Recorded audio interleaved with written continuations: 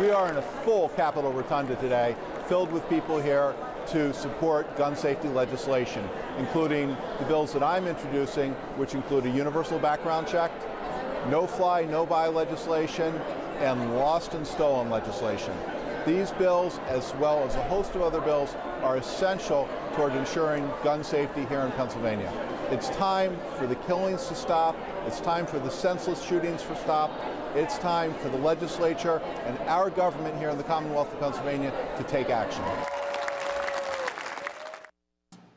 Boy, he managed to get 3 soundbite solutions in just one soundbite. That's pretty impressive, Representative Warren.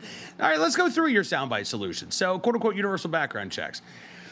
As you may or may not know, Representative, there have been a number of studies that have come out over the past year from gun control advocates showing that universal background checks don't really do anything other than perhaps allow politicians like yourself to issue self-congratulatory press releases. A study out of California showed that universal background checks did not reduce firearm-related homicides, did not reduce firearm-related suicides. A study that looked at the background check laws in Washington State, in Colorado, and in Delaware showed that actually those laws being on the books didn't even lead to increased background checks. So why is that the number one issue for you? Then we have the quote-unquote no-fly, no-buy bill, which says, and we've seen federal legislation introduced as well here, if you're on the no-fly list, that you should not be able to buy a firearm. The problem with that is that not everybody on that no-fly list is a suspected terrorist.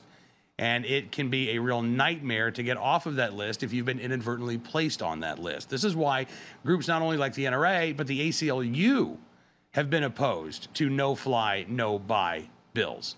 That third proposal they mentioned, the lost or stolen gun legislation, this has been kicking around Pennsylvania for a few years. We talked about this on the program last week, as a matter of fact. Brady campaign first brought this idea into Pennsylvania a few years ago, with the idea being that this would somehow crack down on straw purchases, people buying firearms for those who are not legally allowed to own them.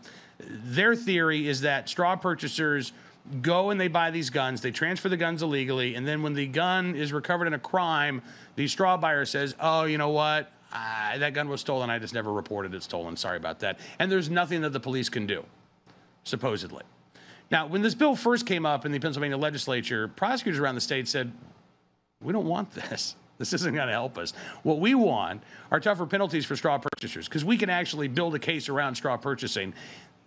This, which would require legal gun owners to report every firearm stolen within 48 hours. If they miss one, then they become a criminal. What does that do? By the way, this bill may very well indemnify actual straw buyers, because all they would have to do after they made that illegal transfer is then call and report that firearm stolen. And then what's going to happen? Nothing's going to happen. Again, we've got such a shortage of police in our police departments around the country that we're having a hard time getting homicide clearance rates above 50%. What kind of effort do you think is going to go into, hey, my gun got stolen? You think they're going to put out an all-points bulletin? Of course not. They're going to make a notation, they're going to make a record, and then they're going to move on, just like the politicians proposing these soundbite solutions in the first place.